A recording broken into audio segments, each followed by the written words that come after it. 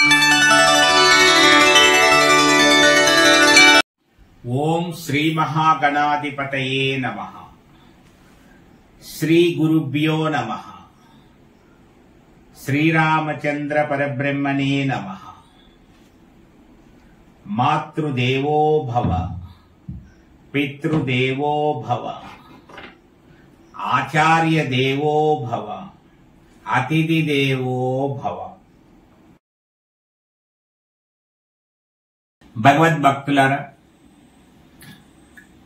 భగవద్గీతను ఒక్కసారైనా విందాం, రోజుకో శ్లోకం యొక్క సారాన్ని తెలుసుకుందాం అనేటువంటి లక్ష్యంతో పరసా టీవీ అందిస్తున్నటువంటి ధారావాహిక కార్యక్రమంలో 8వ రోజులోకి ప్రవేశించాం. ముందుగా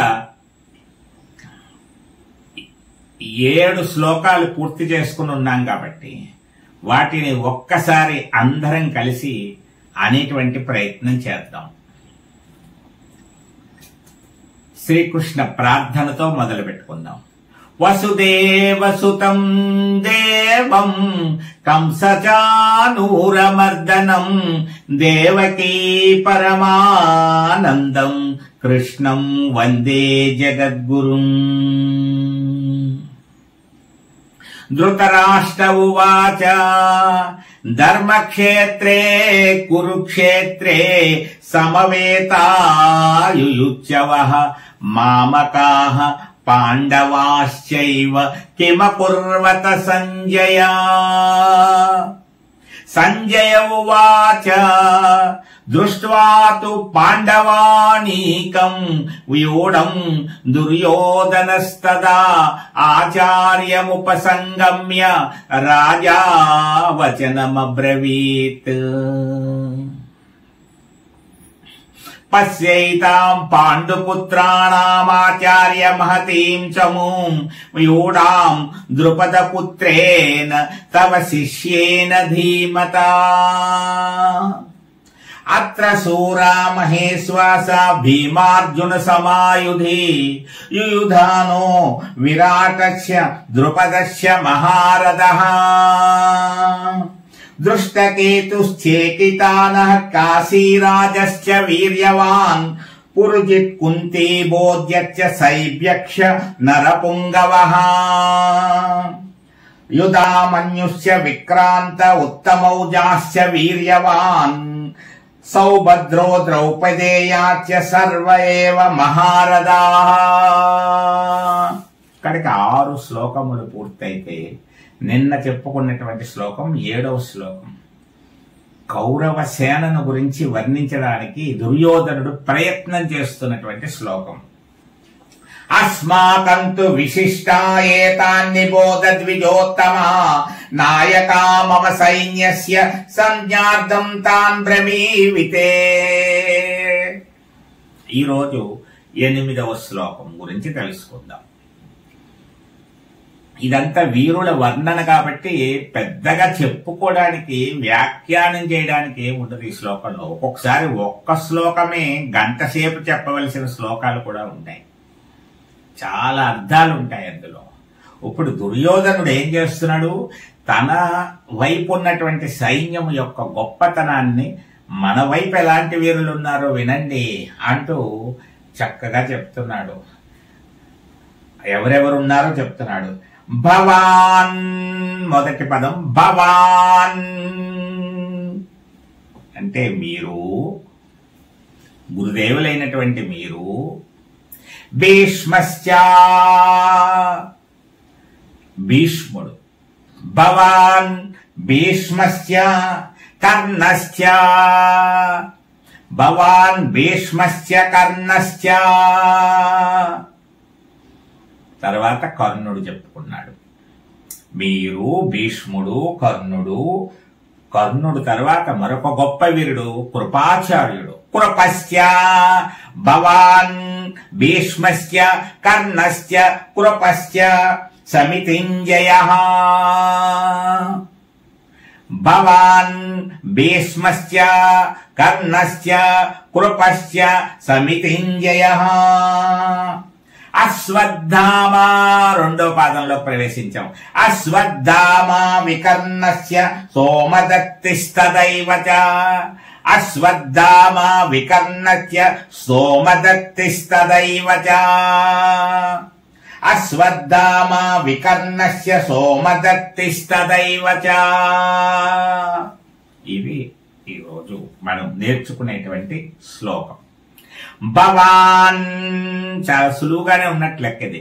భవాన్ భీష్మస్య కర్ణస్య కృపస్య సమితింజయ. భవాన్ భీష్మస్య కర్ణస్య కృపస్య సమితింజయ. అశ్వత్థామ అశ్వత్థామ వికర్ణస్య అశ్వత్థామ వికర్ణస్య సోమదత్తిస్తదైవ చ. సోమదత్తిస్తదైవ చ. ఇది మీరున్నారు, భీష్ముడున్నాడు, కర్ణుడున్నాడు, కృపాచార్యుడున్నాడు, అశ్వత్థామున్నాడు, వికర్ణుడున్నాడు అంటూ వీరుల యొక్క వివరాలన్నీ చెప్పుకుంటూ ఎంత ఎంత గొప్ప వీరులో చెబుతూ మళ్ళీ ధైర్యాన్ని తెచ్చుకునేటువంటి ప్రయత్నం. ద్రోణాచార్య రోజుకు ఒక శ్లోకమే కదా మనం నేర్చుకునేటువంటిది. అర్జున విషాద యోగం మొత్తం అందరం చక్కగా చదివే విధంగా అర్జున విషాద యోగాన్ని పూర్తయ్యేటప్పటికి చాలా శ్లోకాలు అందరికీ వచ్చేలా ఉండాలి. అర్జున విషాద యోగం సారము కూడా మొత్తం అందరికీ తెలియాలి. అదే సమయంలో మనకి సమయం కుదురుతున్నప్పుడు భగవద్గీతకు సంబంధించినటువంటి మంచి మంచి విషయాలు చెప్పుకోవాలి. వరాహ పురాణం నుంచి చెప్పుకుంటున్నాం మనం. భూదేవి అడుగుతోంది, ప్రారబ్ధ కర్మను అనుభవిస్తున్నటువంటి వాళ్ళందరికీ కూడా భక్తి ఎలా కుదురుతుంది, భక్తి మీద ఇంకా ధ్యాస ఎలా ఉంటుంది, వాళ్ళ కర్మను అనుభవిస్తున్నారు ప్రారబ్ధాన్ని అన్నప్పుడు ప్రారబ్ధ కర్మ యొక్క దోషము పటాపంచలు అవ్వాలి అంటే ఏదో విధముగా ప్రయత్నం చేసి భగవద్గీతను ఆశ్రయించాలి అని శ్రీకృష్ణ పరమాత్మ మహావిష్ణువు శ్రీ మహావిష్ణువు వరాహ పురాణం నుంచి చెప్తున్నటువంటి విశేషం. మహాపాపాది పాపాని గీతా ధ్యానం కరోతి చేతు క్వచిత్ సర్వం న కుర్వంతి నలినీ దళమంబసా. ఎంత గొప్పగా చెప్తున్నాడంటే, తామరాకు మీద నీళ్లలో ఉంటుంది తామరాకు, చుట్టూరా నీళ్లే, మధ్యలో తామరాకు ఉంటుంది. కానీ ఆ తామరాకి ఒక్క నీటి తడి గాని నీటి బొట్టు గాని అంటదు. అందుకే మన వాళ్ళు ఎన్ని వ్యవహారాల మధ్య ఉన్నా సరే దాని తాలూకు ప్రభావానికి లోనవకుండా నిర్మలంగా ఉన్నటువంటి వ్యక్తిని తామరాకు మీద నీటి బొట్టు లాంటి వాడు అంటారు.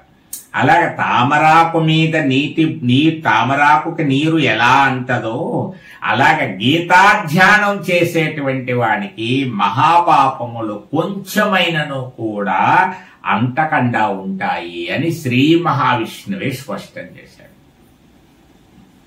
అందువల్ల మనం వింటున్నటువంటి కార్యక్రమం, మనం చేస్తున్నటువంటి కార్యక్రమం ఎంత గొప్పదో మీరు అర్థం చేసుకోవాలి. అందుకే ఒక్కసారి జీవితంలో అస్సలు గీత వినలేదు అనేటువంటి మాట మన జీవితానికి లేకుండా ఒక్కసారి మేము గీతను సంపూర్ణంగా విన్నాము అనేటువంటి తృప్తిని మనం పొందాలి. ఒక్కోసారి సమావేశాల్లో అడుగుతుంటారు, ఎవరైనా గీతను ఒక్కసారైనా విన్నారా, ఒక అధ్యాయమైనా విన్నారా, చేతులు ఎత్తండి విన్నవాళ్ళు అంటారు. ఏవో 10 మంది ఎత్తుతూ ఉంటారు. మనం కొంచెం సిగ్గుపడుతూ ఉంటాం. అలాంటి పరిస్థితి మనకెందుకు? మన పవిత్ర గ్రంథం గురించి మనం ఒక్కసారైనా వినాలి కదా, అందులో ఏముందో తెలుసుకోవాలి కదా. కాబట్టి చక్కగా వినేద్దాం 15 నిమిషాలు కేటాయించి. సర్వే దేవాచ ఋషయో యోగినః పన్నగాశ్చయే గోపాలా గోపికా వాపి నారదోద్ధవ పార్షదైః సహాయో జాయతే శీఘ్రం యత్ర గీతా ప్రవర్తతే. ఎంత బాగా చెప్తున్నాడంటే, సర్వదేవాశ్చ ఋషయో యోగినః పన్నగాశ్చయే గోపాల గోపికా వాపి నారదోద్దవ పార్షదైః సహాయో జాయతే శీఘ్రం యత్ర గీతా ప్రవర్తతే. ఎంత గొప్ప విషయం ఉందండి.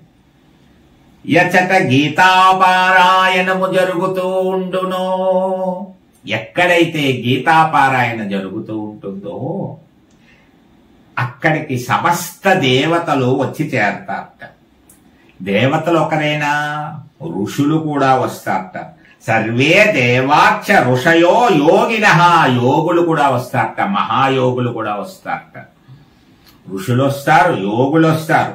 అలాగే పన్నగాశ్చయే, పన్నగములు అంటే పాములు, అంటే నాగులు, బ్రహ్మాండమైనటువంటి నాగులు వస్తాయట.